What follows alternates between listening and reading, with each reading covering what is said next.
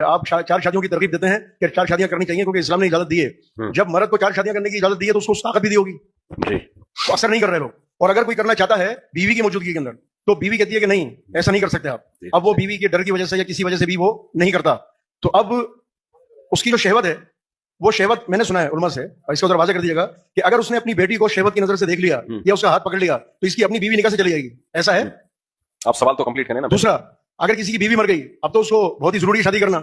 اب بیوی کے مرنے کے بعد جو ہے نا بیٹے سلطان بھائی بن کے سامنے آ گئے کہ نہیں ابا ہم اپنی ماں کی جگہ کسی کو نہیں لینے دیں گے, لہٰذا تم شادی نہیں کر سکتے, اگر شادی کرنی ہے تو یہاں سے کہیں اور جا کے رہو. وہ بچوں کے ڈر کی وجہ سے اور گھر چھوڑنے کی وجہ سے وہ بھی نہیں کر رہا. تو کہتے ہیں کہ اگر اس نے اپنی بہو کو شہوت کی نظر سے دیکھ لیا یا اس کا ہاتھ پکڑ لیا تو اس کے بیٹے سے اس کی بیوی گئی. اب جب یہ بیٹے سے اس کی بیوی گئی نکاح سے اور اس کی اپنی بیوی نکاح سے گئی تو پھر اس کے بعد حرام کے بچے پیدا نہیں ہوں گے؟ بچے لازمی نہیں بتائیں جب نکاح سے گئی پیدا کروانے پہلے بے نمازی کے بچے آپ نے نہیں, اس پہ دھیان بھی نہیں ہو رہا. نہ آپ کر رہے ہیں نہ کوئی اور علماء کر رہا ہے, تو کرنا چاہیے نہیں کرنا چاہیے.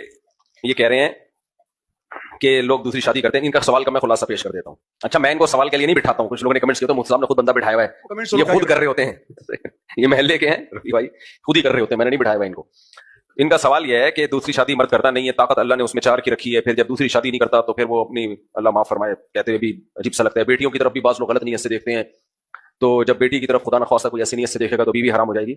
دیکھیں, پہلی بات تو یہ ہے کہ چاہے ایک شادی ہو چاہے ایک بھی نہ ہو, بیٹی اتنا مقدس رشتہ ہے کہ اس کی طرف کوئی بھی بری نیت سے نہیں دیکھتا, نہ اس کو چھونا تو دور کی بات. کوئی اگر دیکھ رہا ہے نا تو وہ انتہائی پرلے درجے کا غلیظ شیطان ہے. وہ 4 شادیوں سے بھی اس کی ٹھڑک پوری نہیں ہوگی, کیونکہ یہ مقدس رشتہ ہے, اس پہ کوئی نظر پڑ ہی نہیں سکتی ایسی. تو اس لیے کسی کی ایک بیوی ہے اور وہ کہہ رہا ہے چونکہ مجھے دوسری کی اجازت نہیں ملی تو بیٹی پہ غلط, تو میں مجبور تھا. بھائی کوئی مجبور نہیں ہوتا اتنا.